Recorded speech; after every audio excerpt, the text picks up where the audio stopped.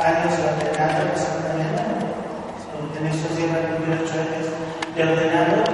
Está aquí sirviendo actualmente de párroco en el Buen Pastor, y vamos a escuchar. Estudió pues dogma, nos viene a compartir la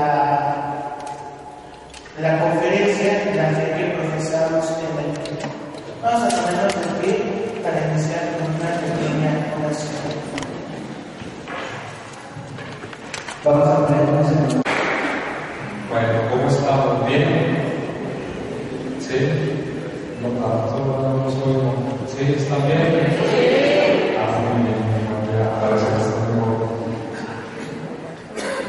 Yo no tanto, tomando la garganta. Bueno, miren, me dio el padre Félix, ya en una ocasión había estado aquí con ustedes, no sé si se acuerdan, para la novena exactamente, de la fiesta patronal de ustedes.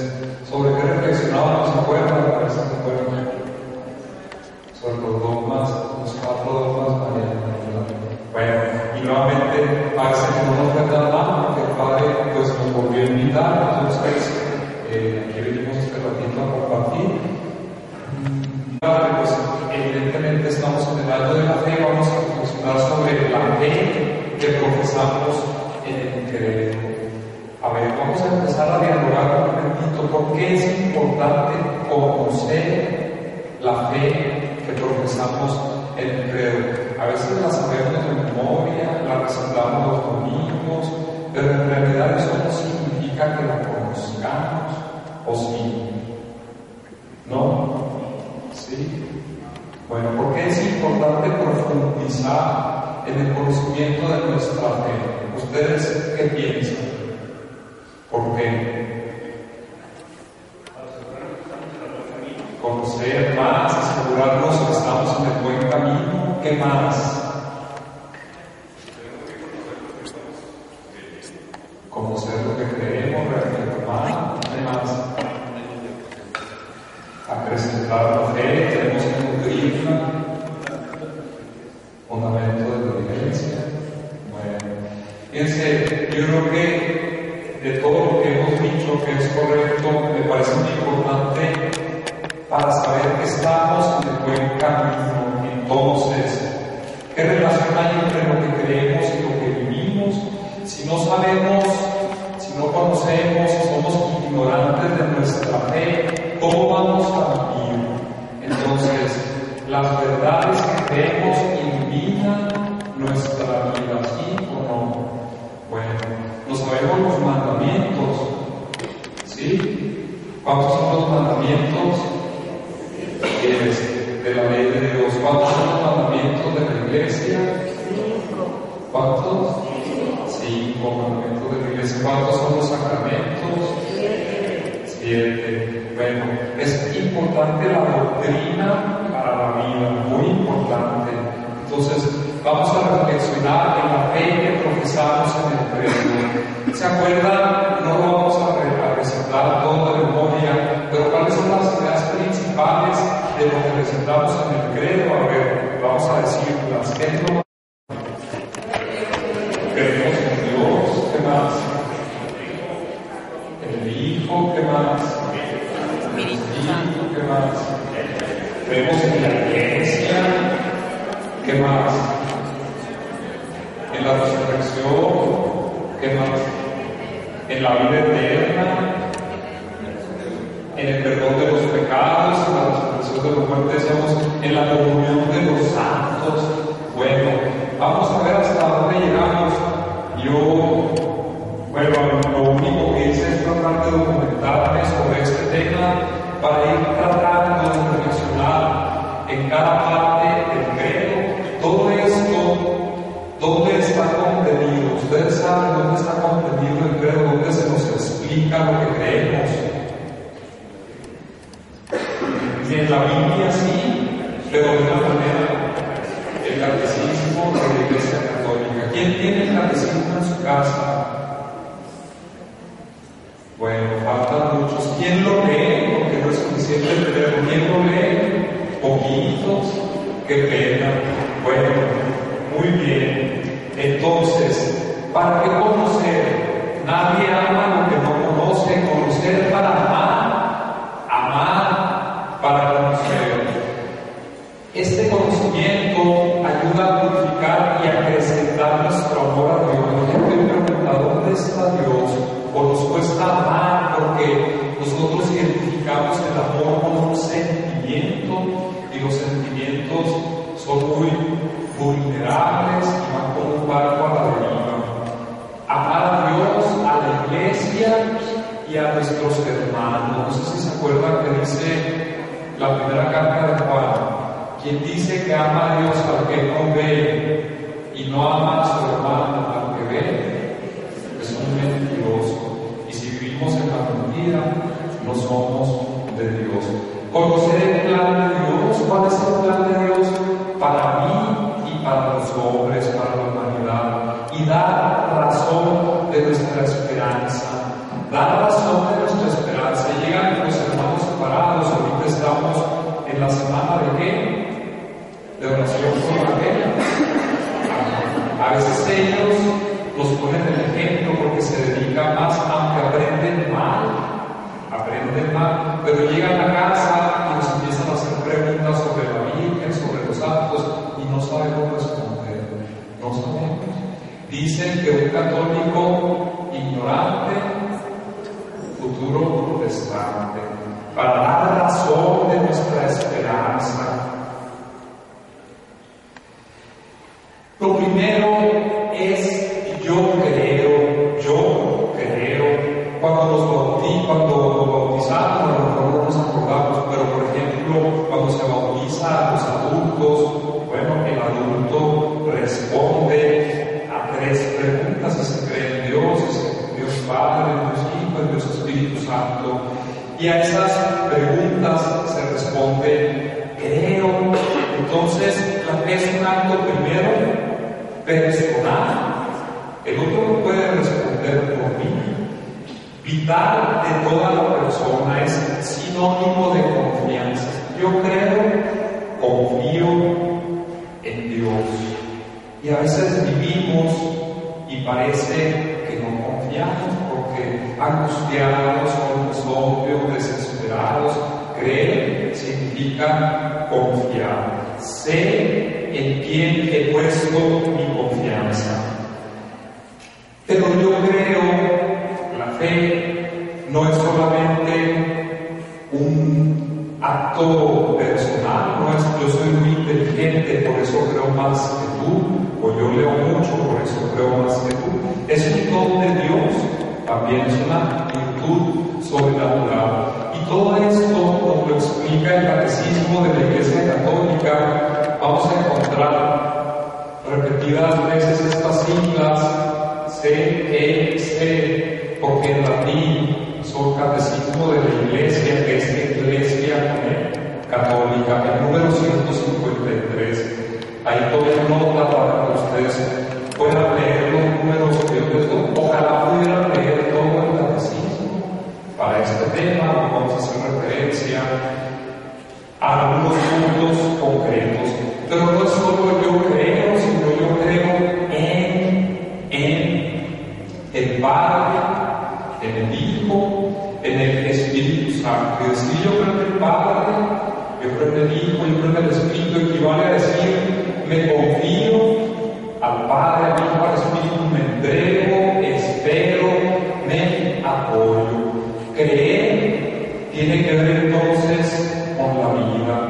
Si yo aquí vengo a darme golpes de pecho, pero afuera vivo de una manera indigna, desordenada, con angustia, con temor, con miedo, con desconfianza, pues entonces no estoy siendo congruente con mi fe. Por eso hay que purificar, cultivar, presentar nuestra fe.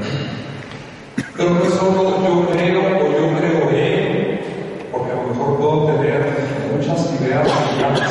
Yo creo en Dios, me sé a lo mejor textos de memoria que sustentan el hecho de que yo crea en Dios, pero es yo te creo.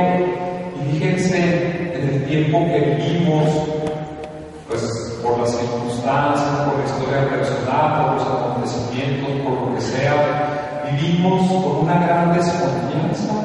Dice ahora la gente, yo no confío ni de mi propia sombra, sino confiamos en una crisis de confianza.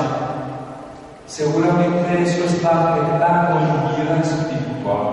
¿Por qué me cuesta tanto, por ejemplo, hacer oración? Hoy hay una crisis de sentido espiritual, hay un vacío en la vida religiosa. ¿Por qué me cuesta tanto ir ante el amado y tener un diálogo, un encuentro de amor con aquel que sabemos que nos ama? Porque hay una crisis de fe, vivimos desconfiados. Pues yo te creo en esa palabra que me has dicho, creo a Dios que me ha dado su palabra. Y aquí ya lo mencionábamos, también no es el resultado del esfuerzo pensante del hombre. Es que el otro es muy tonto y por eso no cree, ¿no? Es fruto del diálogo de Dios con los hombres, fruto de un diálogo. Pero no es solo yo creo o creo en Él o te creo, sino es yo creo cristianamente. Significa relacionarme personalmente con el Dios de la salvación y de la misericordia manifestadas, esta salvación y esta misericordia en Jesucristo. Jesucristo es la plenitud de la revelación. Entonces, creo cristianamente es entender a Dios y vivir mi fe de acuerdo al mensaje del Evangelio, pero tal como nos lo reveló Jesucristo. Por ejemplo, mire, lo comentábamos en aquel, y no me acuerdo a propósito de qué salió, creo que lo comentábamos en aquella ocasión. Hay quien dice que, yo me dirijo a Dios como madre. Bueno, está bien, porque hay por ahí un texto de Isaías que describe rasgos maternales en Dios, pero en realidad, y ojalá no hay que evitar caer en el fundamentalismo, pero el Dios que Jesucristo reveló es un Dios Padre. Entonces, bueno, aquí este punto es un tema todavía de discusión teológica, pero bueno, el Dios revelado por Jesucristo siempre se dirige a Dios como su Padre y como nuestro Padre. Creer cristianamente no es solamente tener ideas o conocer las ideas que tenía Jesús respecto a Dios, respecto a su Padre, sino es reproducir en mí la imagen de Jesucristo hasta llegar a decir, no soy yo quien vive, sino Cristo quien vive en mi parte, creo, para ser otro Cristo. Y aquí tendríamos que preguntarnos, ¿realmente soy otro Cristo? Dice la gente a veces, no me importa lo que el otro piense de mí, yo tengo mi conciencia tranquila. Yo creo que cuando Jesús habla del pecado de escándalo, si no debería importar lo que los otros piensan de nosotros, porque finalmente ser cristiano es ser otro Cristo. Y si yo no estoy reflejando el rostro de Cristo, probablemente no estoy viviendo auténticamente mi fe. ¿Estamos o no estamos de acuerdo? ¿Sí? Bueno, entonces, creer cristianamente. Creer cristianamente, no cada quien puede interpretar como quiera. Por ejemplo, tenemos el magisterio de la Iglesia. Entonces, creer eclesialmente, yo creo, es el acto más personal de mi existencia, pero al mismo tiempo estoy afirmando que yo creo en la Iglesia y como la Iglesia. ¿Por qué? Porque creemos a través de la Iglesia, vinculados a su propia historia y participando de su experiencia. Creo dentro de la Iglesia, siendo parte de ella. De hecho, gracias a la Iglesia es que yo creo ahora, porque la Iglesia ha sido la depositaria de la revelación y es la que ha llevado a lo largo de los tiempos la salvación de Jesús. Yo estaré con ustedes, dice el Señor, todos los días hasta el fin del mundo, y su presencia es en el Espíritu, en la Iglesia. del Espíritu en la Iglesia.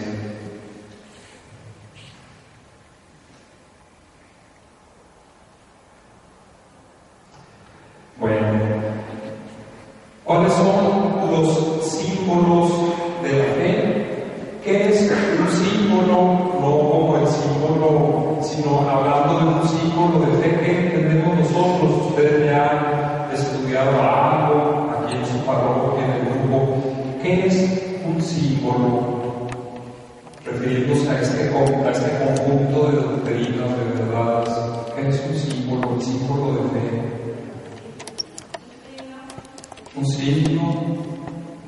¿Qué más? ¿Qué tenemos por un símbolo? Hablamos del símbolo de fe. Vamos a hacer referencia al símbolo de los apóstoles. ¿Qué es un símbolo? Algo que representa algo. Bueno, ¿quién da más? Algo que identifica. Bueno, en este caso, el símbolo. Ahí les voy a leer una partecita que me parece que tiene la explicación más adelante. ¿Cuál es el origen del credo?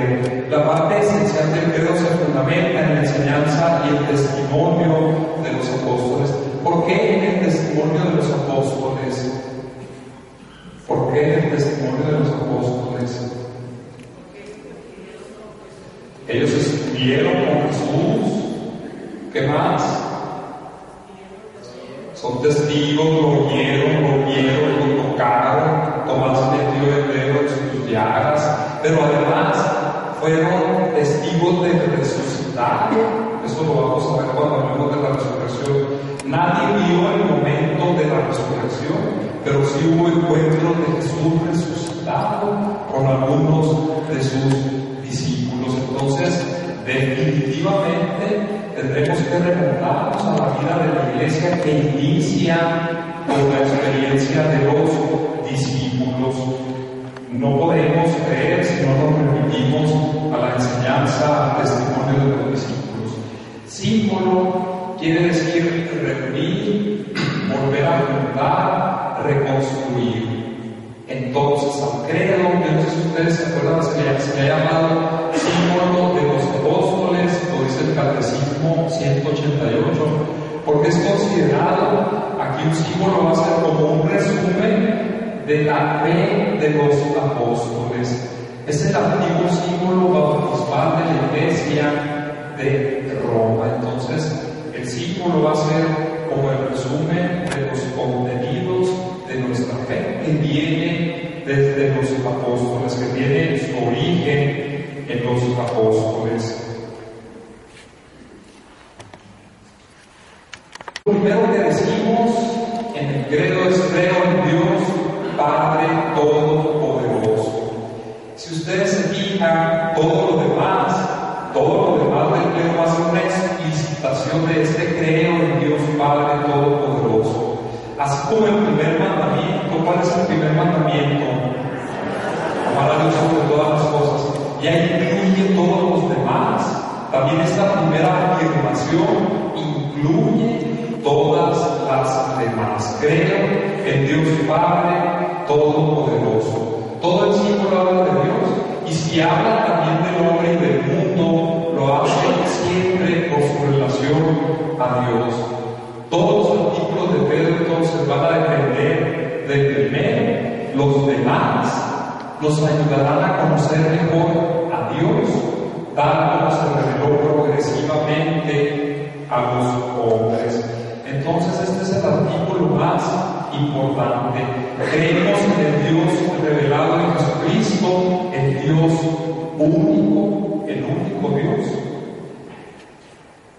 Por eso, creer en Dios debe tener consecuencias para nuestra vida. ¿Qué consecuencias tiene el creer en Dios para nuestra vida? Reconocer la grandeza y la majestad de Dios, lo dice el 223. Vivir en acción de gracias tendría que ser la actitud fundamental del creyente, del cristiano, pero fíjense, el mundo en el que vivimos nos está programando para vivir pidiéndole. ¿Cómo es nuestra oración, por ejemplo? Tendríamos que preguntar en nuestra meditación personal, ¿cómo oro yo a Dios? Pidiendo y pidiendo y pidiendo y pidiendo y frustrado porque las cosas no son como yo las quiero, como yo las necesito, como yo las pido. Pero la primera actitud es acción de gracias, reconocer la unidad y la verdadera dignidad de todos los hombres. Hay una unidad fundamental querida por Dios. Si yo vivo egoístamente como el mundo ahora nos está proponiendo, pues entonces estoy rompiendo con algo que corresponde a la naturaleza de la humanidad. Usar bien las cosas creadas. Parece que hoy hay una conciencia un poco, ¿verdad? Quizás tarde porque nos vemos los desastres ecológicos y cuestiones de estas, pero hay una conciencia del valor de las cosas creadas. Pero sobre todo confiar en Dios en toda circunstancia, incluso en la adversidad. Yo pienso que este es uno de los más grandes retos de nosotros. Mientras todo va bien, mientras estamos contentos, vamos a misa con ganas, damos gracias. Cuando las cosas no van bien, pues a lo mejor no tanto. El Padre revelado por el Hijo, Dios es Padre, lo dice Jesús, y como Padre origen primero de todo y autoridad trascendente, bondad y solicitud amorosa. ¿Qué significa la palabra solicitud amorosa? ¿No se acuerdan? Antes había más que ahora una devoción a Dios Padre, pero ¿qué devoción? ¿Se acuerdan? Solicitud amorosa. Nos referimos a la qué? Divina qué? Providencia.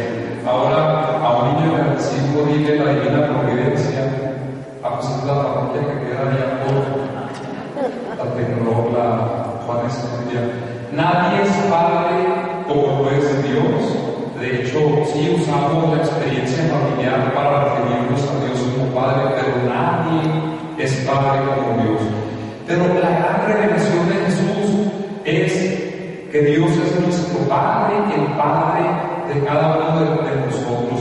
Y el pueblo tenía la conciencia de la paternidad de Dios para el pueblo, pero no la conciencia personal. Dios es mi Padre, el Padre de cada uno. Por eso aquí está lo que decíamos ahorita, en las manos de nuestro Padre. Hay por ahí una cita bíblica que dice que si las aves del cielo, los niños del campo, pues no tienen que preocuparse por lo que comen o por lo que visten. Pues también hay un Padre que conoce nuestras dificultades y que está pendiente de nosotros. La cuestión es que ahora la gente dice, yo creo mucho y todo lo espero de Dios, me siento a pedir, pero me siento y le digo de nuevo, y espero, y espero, y espero. Esta no es una auténtica fe, esto no es lo que Dios quiere. Nos dio talentos para ponerlos a fructificar. Entonces, esta es una parte muy importante. ¿Cuál es el significado de esta paternidad de Dios? Fíjense, el Señor dice, hay que ser como niños para entrar en el reino de los cielos. ¿Por qué creen ustedes que hay que ser como niños para entrar en el reino de los cielos? ¿A qué se refiere esta expresión? A ver, ¿cómo? Inocencia, pureza. El niño quiere ser como el papá, eso está muy interesante. ¿Qué más? Perdona, no guarda rencor, se enojará un ratito, pero en un minuto perdona fácilmente. ¿Qué más? Confiar en él. Sencillez, confianza. Confiar en el futuro incierto y vivir como hermanos con los demás. Estas tendrían que ser las cuestiones fundamentales, el significado existencial e intelectual de la paternidad de Dios, ser como niños ante Él, confiar pero reconocernos como hermanos, y reconocernos no es solamente vernos, abrazarnos, sino ayudarnos, ser solidarios, promover la dignidad, defenderla. Bueno, creo en Dios Padre, creador del cielo y de la tierra. ¿Qué quiere decir creador del cielo y de la tierra? Poderoso, que lo hizo. ¿Qué más? De todo cuanto existe. ¿Verdad? El cielo y la tierra es una expresión para referirnos a todo lo que existe. En el principio Dios creó el cielo y la tierra. Solo Él es creador. De hecho, el verbo crear en sentido propio le corresponde a Dios. Crear es sacar de la nada. Aunque el relato de Génesis diga que el hombre fue hecho de polvo, de barro, pero fue creado de la nada. El hombre transforma, descubre, pero no crea. Solo Dios es creador. Y ya el relato del Génesis de la creación rechaza por una parte el politeísmo, habla claramente de un Dios que crea, y niega también el panteísmo. Ustedes saben qué significa panteísmo, es un vocablo griego que significa pan, es todo, Deus, Dios, todo es Dios. Había una herejía que se llamaba el emanacionismo, me parece que el autor de esta herejía era Plotino, y decía que todo era una emanación de Dios. Entonces, la barca es Dios, tú y yo somos Dios, el edificio es Dios, todo es Dios. No es así. El relato de Génesis niega el panteísmo. Dios es distinto de sus criaturas.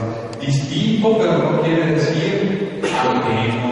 No quiere decir ajeno. ¿Por qué Dios creó el mundo? A ver, sin leer lo que dice, díganme ustedes, ¿por qué Dios creó el mundo? Si nos pusiéramos a preguntar, ¿por qué? Para compartir su amor. Muy buena respuesta. ¿Por qué Dios creó el mundo? ¿No? Nunca habíamos pensado en esta pregunta. Para ser felices. ¿Cómo? Para que gozáramos de sus bienes. ¿Y qué más? Para su gloria. No egoístamente, ¿verdad? Porque podríamos pensar que Dios es un egoísta. Para manifestar y comunicar su gloria, para que sus criaturas tengan parte en su bondad, en su verdad, en su bondad y en su belleza. Les fabrica a sus criaturas un bello escenario para que sean felices. A propósito, San José María, escriba de Balaguer, él decía: la felicidad en el cielo, ¿conocen esta expresión o no? Es para los que saben ser felices en la tierra. Entonces, para ser felices, y de hecho, el hombre de alguna manera vive unido a Dios cuando le dice: domine la tierra. Somos responsables, no solo de la creación, de las criaturas también, de nuestros hermanos. Decía que Dios sea distinto, no quiere decir que sea ajeno a la creación. Dios